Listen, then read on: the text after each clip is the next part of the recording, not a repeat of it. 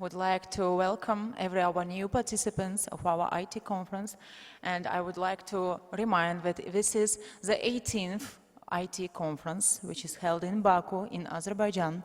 Welcome everyone, and thank Web Fountain for the refreshment and coffee break. And now I would like to invite Mr. Jonathan Fleming, the president of the company, to a stage to deliver his speech, and recognized worldwide as a security executive. Mr. Fleming has over 20 years of senior management and leadership experience in federal government, private industry, and the non-profit sector. Prior to joining the private sector, Mr. Fleming served in the Transportation Security Administration as the Chief Operating Officer. When the United States was attacked on September 11, 2001, Mr. Fleming answered the call to service and applied his security and management expertise to the critical mission of a TCA. So please, Mr. Jonathan Fleming, to the stage.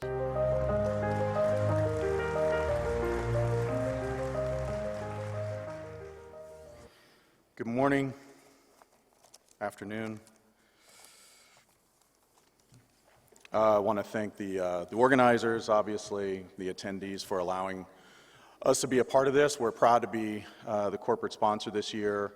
And I'm Jonathan Fleming, as she said, the president of S2 Global, also here representing our sister companies, AS&E and Rapiscan. And so we are a combined group, and I'll speak a little bit today about the things that we're thinking about today, where we think the industry is going, what we're doing about it, and things we think that the industry may be challenged with. As she mentioned in my intro, I had the opportunity to run some fairly large U.S. government organizations that were charged with protection and screening, et cetera. And so for those of you delegates that are here in official capacity that struggle with those challenges on a daily basis, I applaud you, and I think I sort of understand at least some of the challenges that you're facing.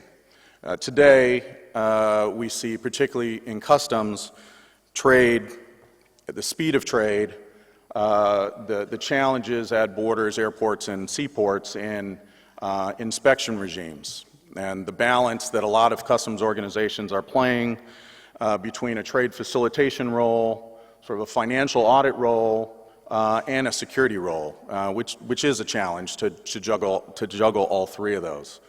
I think in part, in order to effectively combine those roles, the industry has started to move towards a couple things. One, because of the security element, increased percentage of inspections, versus the small percentage of sort of a risk-based audit approach that had traditionally been followed within customs organizations. So with the security mantle and the security challenges, increased inspection, or moving NII and other types of sensors to a primary inspection role at a border crossing, seaport, or an airport. And with that, once you sort of move that inspection process forward and increase its numbers, then aggregating that data, integrating that so you have a sort of seamless flow and decision-making process, essentially has sort of brought the TI and the IT world together. And so we're glad to be here today on the first time that these two conferences have been combined, because we think it's very appropriate with where the industry's going and certainly what we're doing as a company.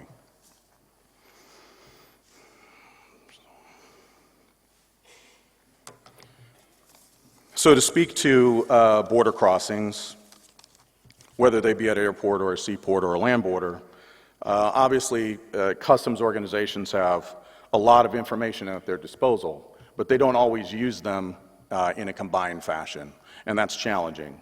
Separate and siloed IT systems, single window systems that may or may not include the inspection data. And so we're sort of faced with a time of transition where we're looking for solutions to combine that data to take actionable intelligence, make accurate, quick, swift decisions to support secure trade.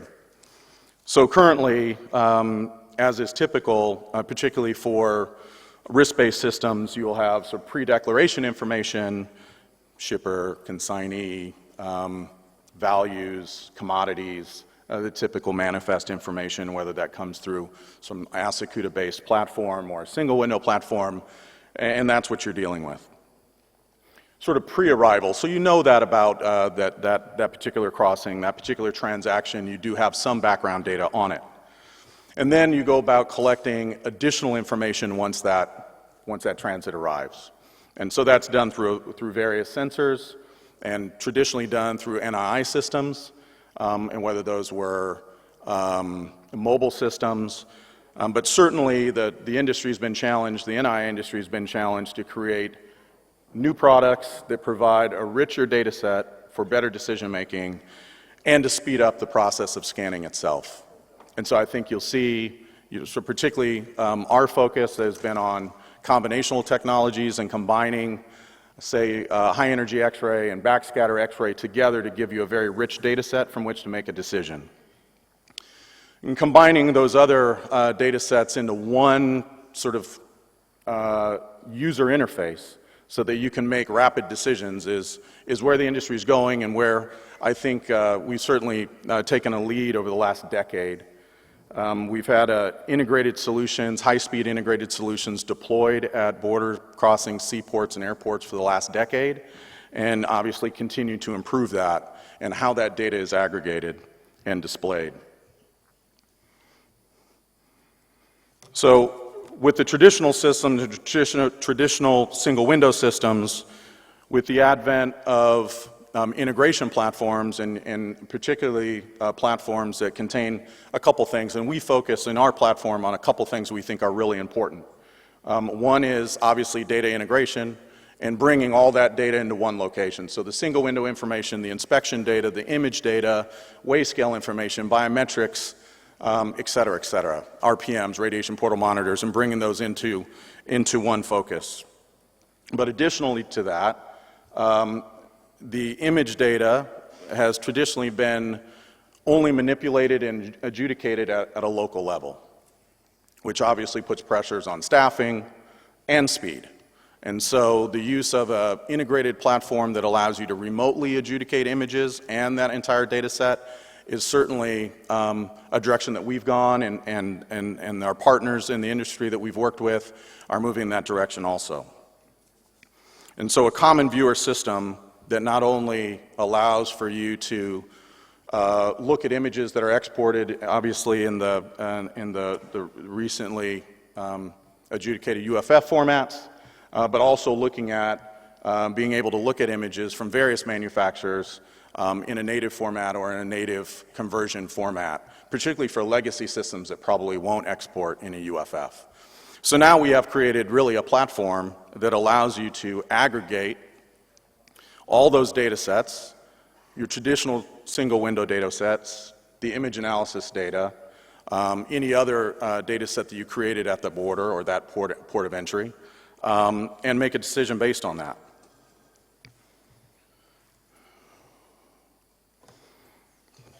And so in a common operating picture or a common viewer, such as you see here, it allows you to aggregate all those data sets that I discussed and allows you to make those decisions rapidly. It's very similar to, we talk about, you've heard blockchain, we've heard, and you will hear a lot of discussions about big data analytics and AI. And really, big data analytics and AI only function well when you have a very large data set to apply that against. If you're applying AI or machine learning at a small subsystem level, you're really minimizing sort of the power of the data that you have at hand. And so I think the first step in moving towards AI and machine learning is aggregating that data into one single platform that allows you to look at all those things. Or so I'd say as a way of analogy, in your neighborhood, near your house, you know everything that's normally around there, the cars that are around there, the neighbors that are around there, what the birds sound like, the trees, et cetera, et cetera. You have that large data set in your memory bank, and so when something unusual happens, it's obvious to you. If you see an unusual car, unusual person, unusual noise, you only know that's unusual because you have such a rich data set to pull from already. You already know what normal is.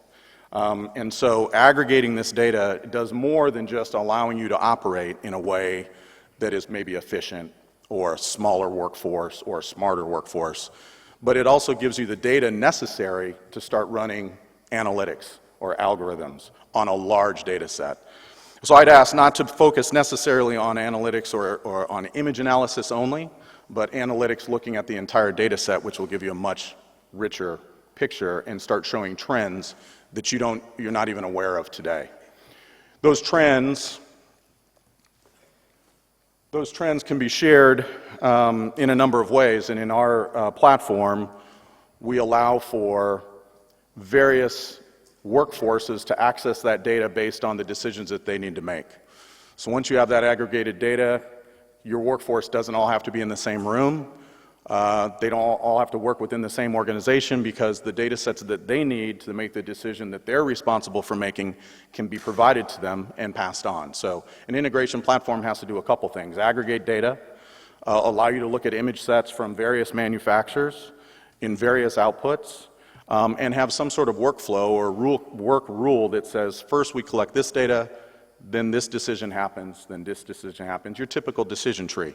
And so an integration platform should allow you to do that and allow that to be flexible and change, because we all know we work in real-time environments at ports and borders, and those environments can change drastically, and ConOps can change drastically, and so you have to have an integration platform that's flexible enough to change your ConOp when it's absolutely necessary at a moment's notice. And so those are really important concepts to have within an integration platform. Then you can start separating the decision-making process, as I said, and ultimately what you end up with is this large data set that a number of people have access to, but once those adjudications happen and that sort of inspection data set is combined and recorded, then that can be shared to all sorts of organizations that are necessary to have that information, whether that's for the economy, trade facilitation, security officials, all those things. So once you've aggregated that data set, not only have you compiled it large enough so you can compile AI and algorithms against it, but you can also share it. Currently in the industry, because of privacy rules, et cetera, there is not a lot of data set sharing from country to country. Obviously there's some prohibitions on that and there's some stumbling blocks on that, but that's obviously something that we need to work towards in the industry, because currently, both in aviation and at land borders and seaports, we are constantly creating a new data set. Even though that inspection may have occurred 15 times before it reached your current border, you don't have the benefit of utilizing any of that previous information.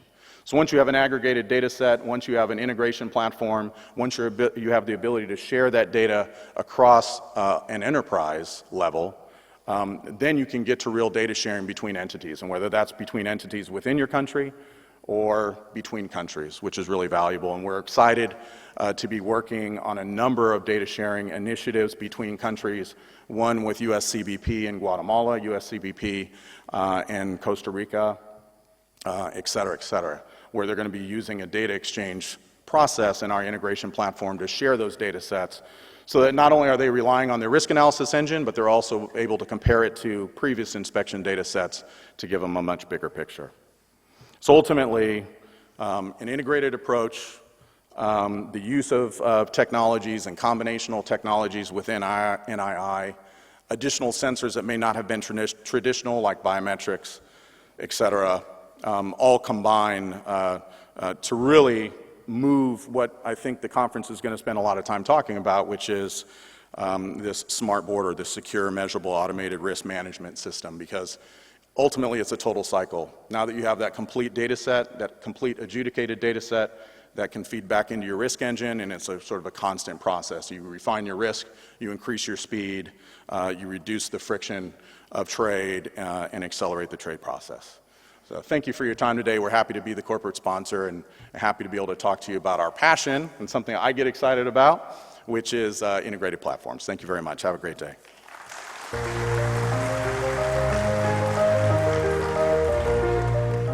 Thank you, Mr. Jonathan Fleming, for your participation and your informative speech. And I would like to invite our second speaker. So he is appointed Director General of Customs within the Ministry of Finance in April 2016. Prior to this, he was director of XACE. Under his helm, following the introduction of several ambitious and challenging initiatives, the XACE Directorate with customs departments saw its revenue increase by 60%. He is very keen on modernizing the customs department by applying a business strategy underpinned by a customer-centric vision. So I would like to invite to the stage Mr. Joseph Chetcuti to his speech. Please.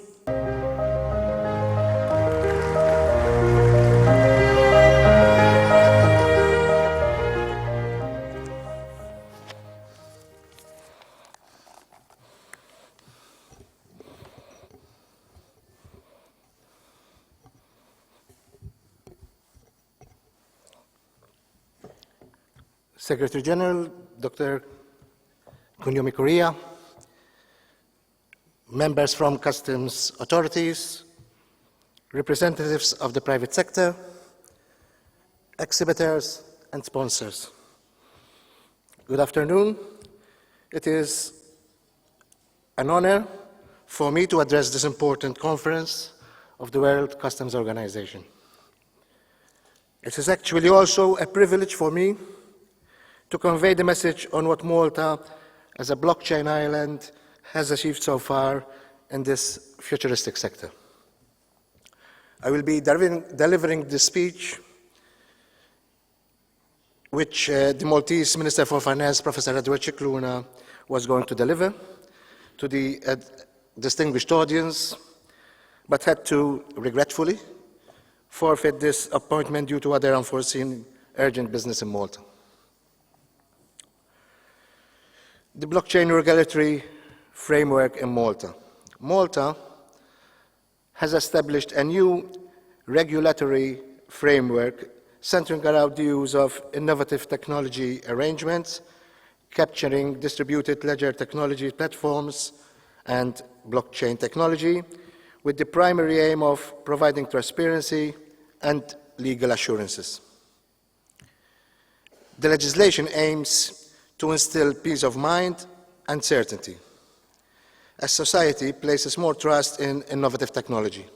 Furthermore, this regulatory framework positions Malta at the forefront of technological business opportunities, as it creates a sound platform for innovators. The new regulatory framework, enacted on the 4th of July 2018, comprises 3 acts. First, the Malta Digital Innovation Authority Act.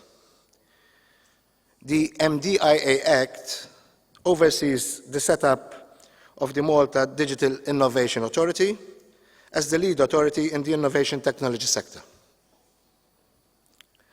Second Act, the Innovative Technology Arrangement and Services Act.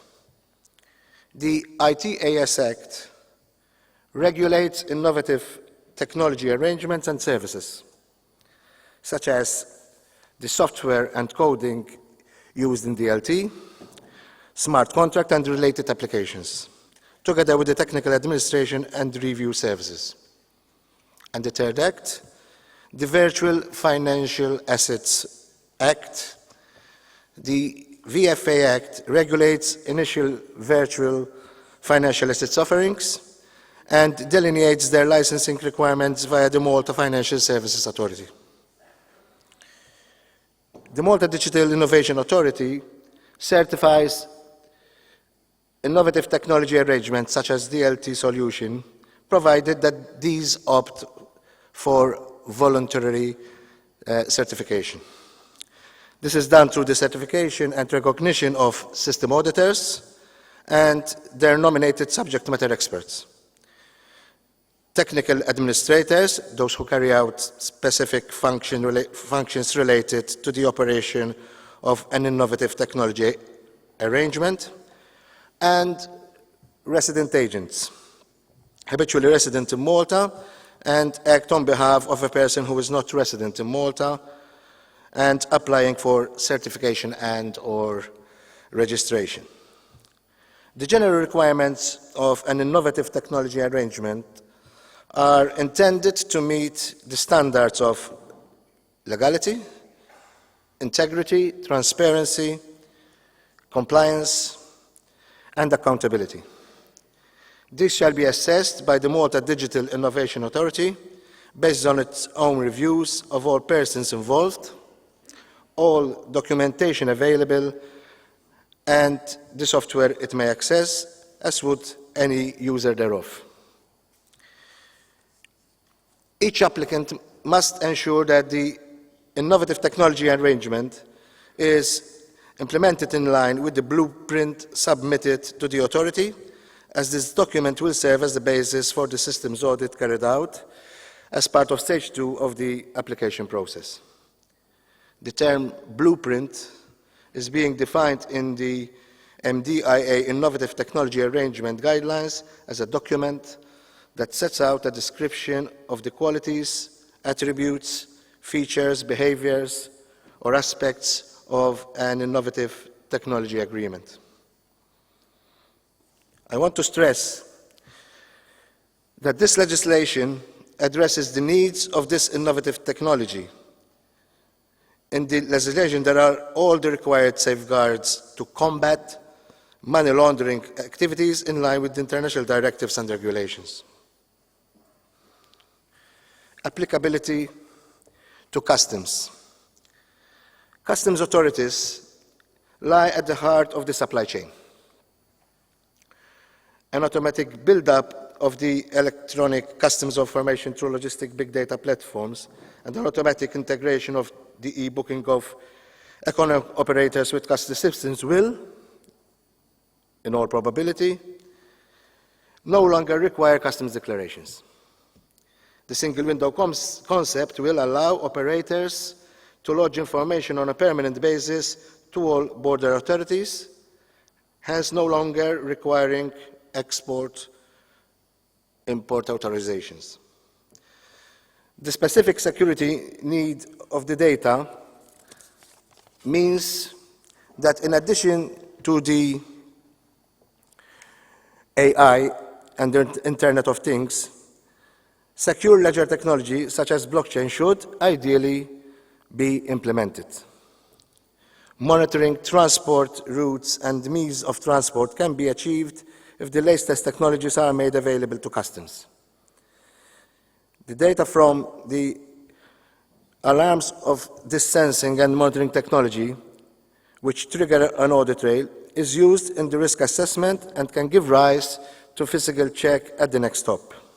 Alternatively, it can lead to administrative accounting e-control, e-audit and/or IT audit of the economic operators involved.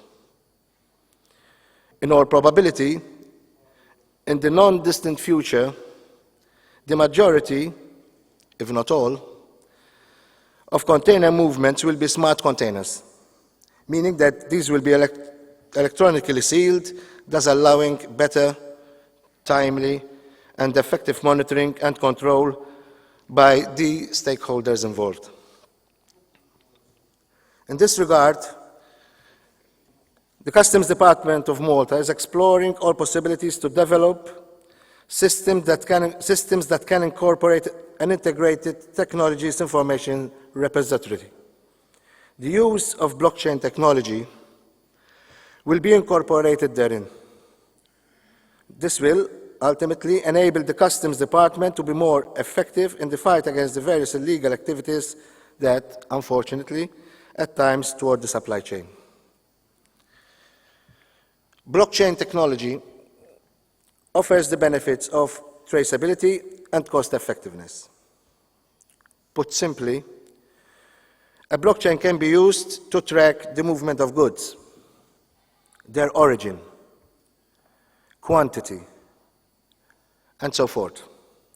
This brings about a new level of transparency to various business ecosystems, simplifying many processes such as ownership transfer, production process assurance, and payments. If an irregularity is detected somewhere along the supply chain, a blockchain system can lead you all the way to its point of origin. This makes it easier for authorities to carry out investigations and execute the necessary actions.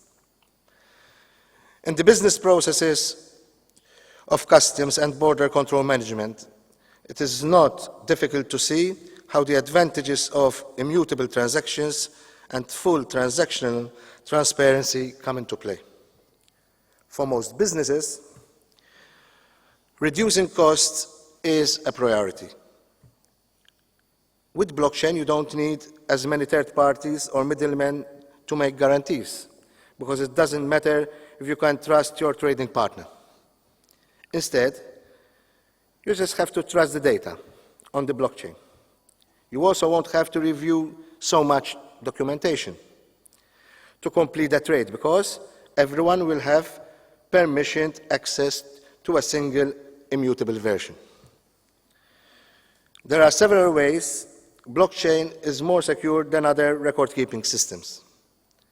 Transactions must be agreed upon before they are recorded. After a transaction is approved, it is encrypted and linked to the previous transaction.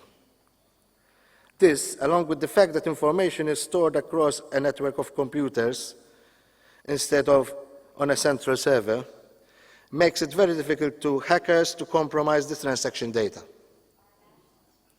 In any industry where protecting sensitive data is crucial, financial services, government, healthcare, blockchain has an opportunity to really change how critical information is shared by helping to prevent fraud and unauthorized activity.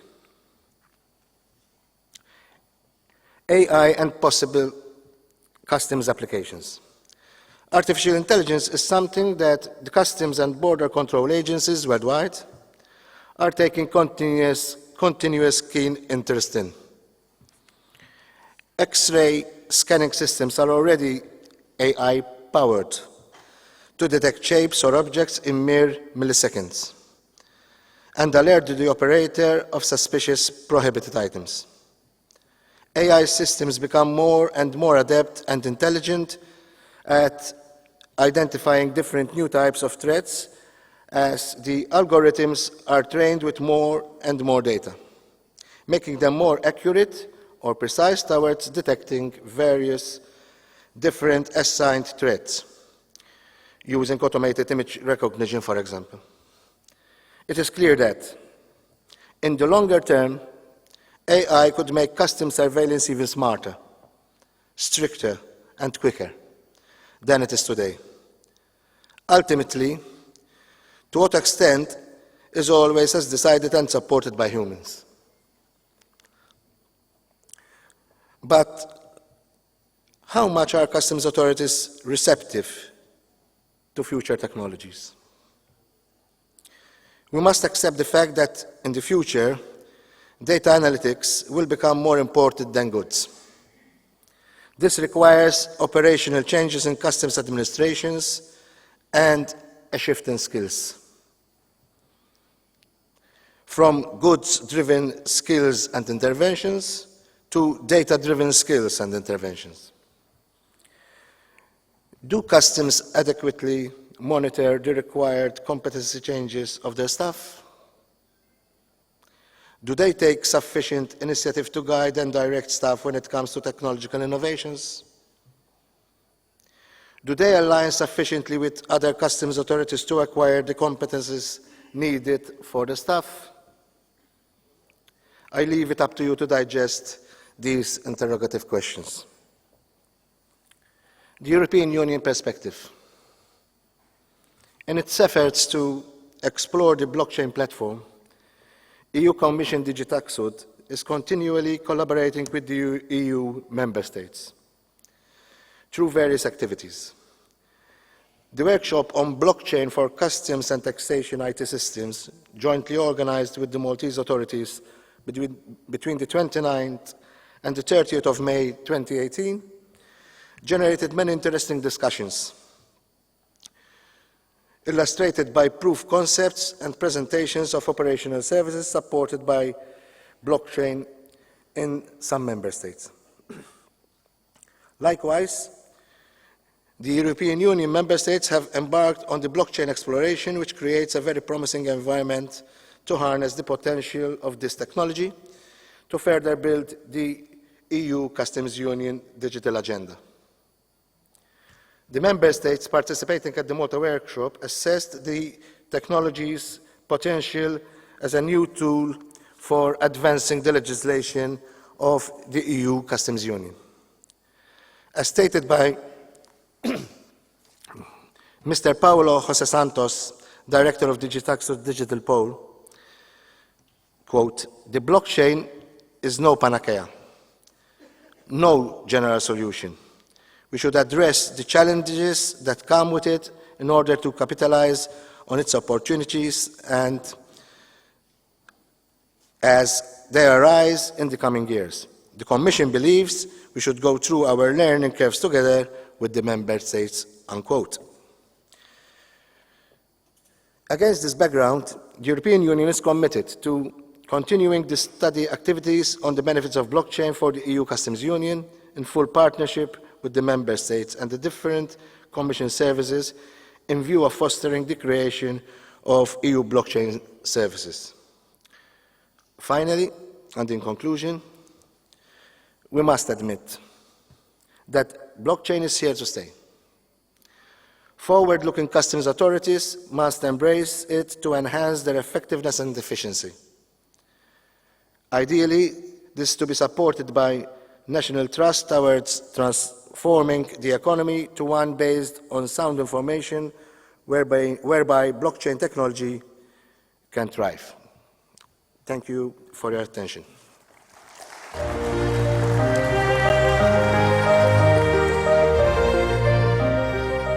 Thank you, Mr. Chetcuti, for your participation and for your speech. Now I want to announce our next speaker from Huawei, the diamond sponsor. Mr. Sheng is the Vice President, Government Affairs of Huawei. In the last 20 years, he has held different positions in Huawei, having led the company's business across different regions, such as Latin America, the Middle East, Southeast Asia, and the Pacific. He has helped the Huawei team in supporting customers to address different business challenges in the context of their digital transformation strategies and to achieve successful outcomes to optimize value generation. Please, Mr. Sheng, I would like to invite him to the stage.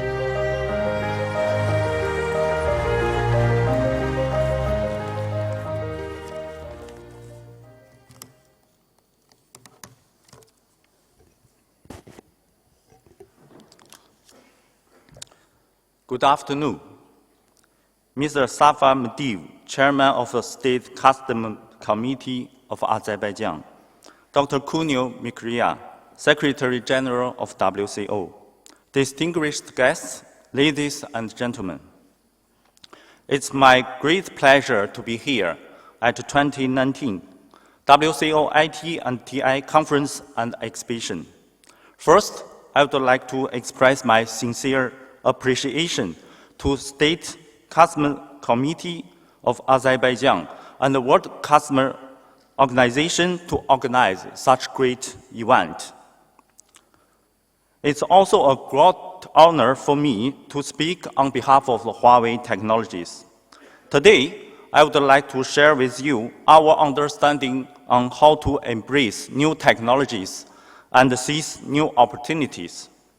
Let me start by asking a question. What will our future be like? This is a question that many people are wondering. In our perspective, in coming 20 to 30 years, we are entering an intelligent world that features perception of everything, connectivity of everything, intelligence of everything. This intelligent revolution will greatly impact to every person, home, and organization. Now we are on the way to this intelligent world. Digital technology will become the bridge toward this intelligent world, and it also will serve as a major driver for the future economic growth. Huawei's Global Connectivity Index found that 20% of the increase in the ICT investment will drive to a 1% of increase in GDP. This trend will have a huge impact on the landscape of the future global trade. It can profoundly transform the way we trade, the traders involved, and the products that are being traded. Huawei is one of the players in the future intelligent world. You may know Huawei's smartphone products. Actually, Huawei, we are more than that. We are also a leading global information communication technology solution providers. Huawei's vision and mission is to bring digital to every person, home, and organization for a fully connected and intelligent world. They also reflect on our main business scope that include our carrier business, consumer business, enterprise business, and cloud. Huawei is still a very young company with only 32 years history. We are a private company owned by employees. Currently, Huawei has 188,000 employees. Over 80,000 of employees are dedicated in the research and development. Huawei invests at least 10% of our total revenue every year into R&D.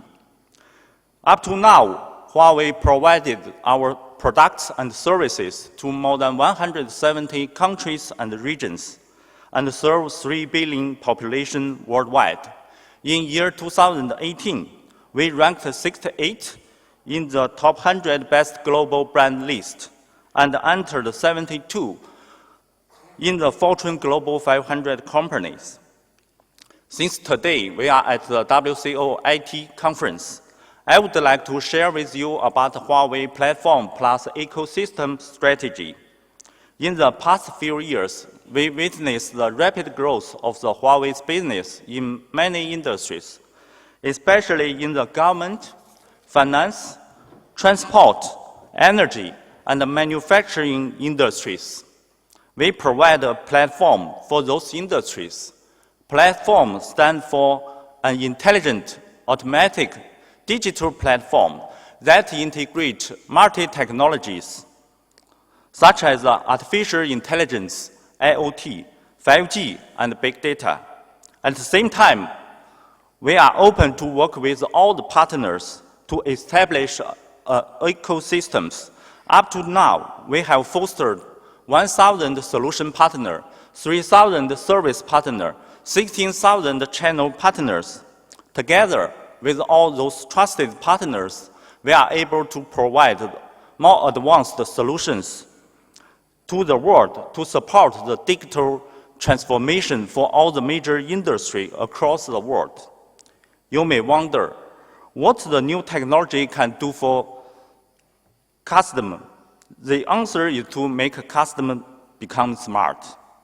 The new technologies such as blockchain, big data, cloud, and IoT can be used to build smart customers and boost interconnectivity between business operators. There are tangible benefits to embrace these new technologies. For example, automation of customer systems can increase the policy transparency and ensure the security of the supply chain. And also, the artificial intelligence can do a better job in the risk management and also identify the potential trade trends and patterns. Those efforts will eventually lead to the facilitation of the trade and establish a sustainable trade environment. As you know, digital and intelligent era is coming, but we are still facing a lot of challenges. Bridging digital divide will be one of them. We should also narrow the gap for the digital skills and boost the skills of our workers. Smart customers will never become truly smart without well-trained talents. This conference is a good platform for all of us to see What kind of the solutions can do for smart customer? We summarize there are 4 key elements that make a smart custom happen. That include ubiquitous connectivity, automatic risk management, talent and skills, and intelligent and reliable platforms. Most importantly, the foundation for smart customer will be the ICT infrastructure and solutions. It integrates all the technologies, including the broadband, data center, cloud computing, IoT, 5G, and artificial intelligence. With all those well-equipped ICT solutions, we can deliver more productive and effective solutions for custom authorities. As a global leader in the ICT solutions, we are happy to contribute more to make our custom smart. By adopting all these new technologies and working with all the partners, we will be able to achieve faster custom, and faster custom will lead to faster trade. Once again, I would like to extend my gratitude to State Customer Committee Azerbaijan and the World Custom Organization for your great leadership to organize such great event. It's an honor for Huawei to sponsor 2019 WCO IT and TI conference and exhibition. Finally, I wish the conference and exhibition a great success. Thank you.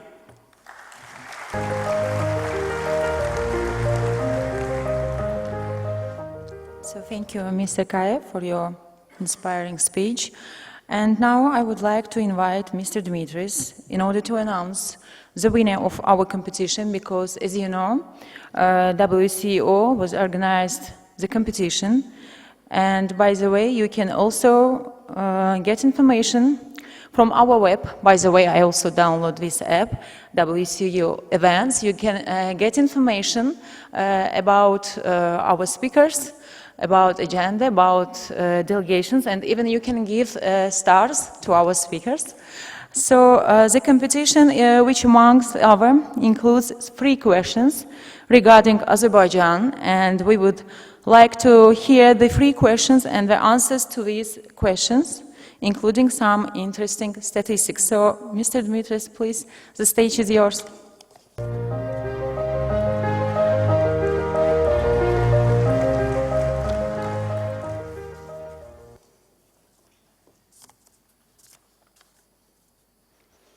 Good afternoon. It's great to be in Azerbaijan. It's great to participate in the first WCO ITTI conference and exhibition. It is also a great honor to have the winner of the private sector competition that we organized a few months ago. So, a few months ago, we started organizing this competition, and we were brainstorming about the questions that would be included in this. A few ideas were related to whether we should include tools and questions related to tools and instruments of the WCO, upcoming webinars of WCO Academy, and others. We ended up to include questions that fall under 3 categories. The one is quizzes that could be found in the WCO Academy e-learning courses, questions related to the history of the IT conferences, but also questions related to Azerbaijan. We were very well aware that some of the questions were challenging. But what we were not expecting is that the most challenging question is the following: where the first air condition was used in Azerbaijan. So I'm going to help you. Instead of 4 options, I will give you 2. The one is Baku Air Conditioners Plant, and the other one is Nobel Family House, Villa Petrolea. Please raise your hand for the first. No one. Please raise your hand for the second. You're absolutely right. This is the right answer. And indeed, the Villa Petrolia, which was hosting the workers of the petroleum production company, and now it's a museum, was the first place that an air conditioner was placed in Azerbaijan. Actually, only 10% of the participants answered correctly. Let's move to the next one. 45 of the following in the world is found in Azerbaijan. This was way easier. Mud volcanoes. And the third question was related to a great person who introduced the fuzzy logic, and he is from Azerbaijan. This was answered correctly by 8 out of 10 participants. Latfi Zadeh is a person who has been involved in many sectors. He was a mathematician, an engineer, and he was also researching topics related to artificial intelligence. As you can see, the average, the median credits that participants succeeded was 18. But we have someone who reached 30. And this is Mr. Christian Rodriguez from Google. He is the Europe, Middle East, Africa trade compliance of Google.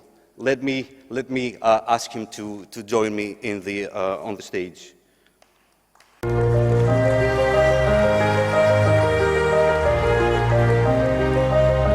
I would also like to request that Mr.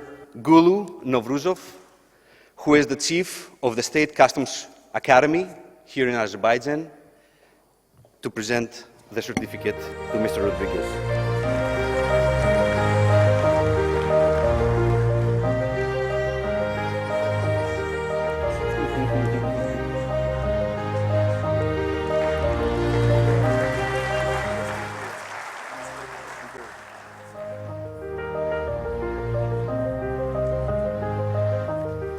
Thank you, Mr. Dmitris, and my congratulations. And now I would like to invite all of you to watch a small promotion video called Innovanation, prepared by the Innovation Agency of the Republic of Azerbaijan.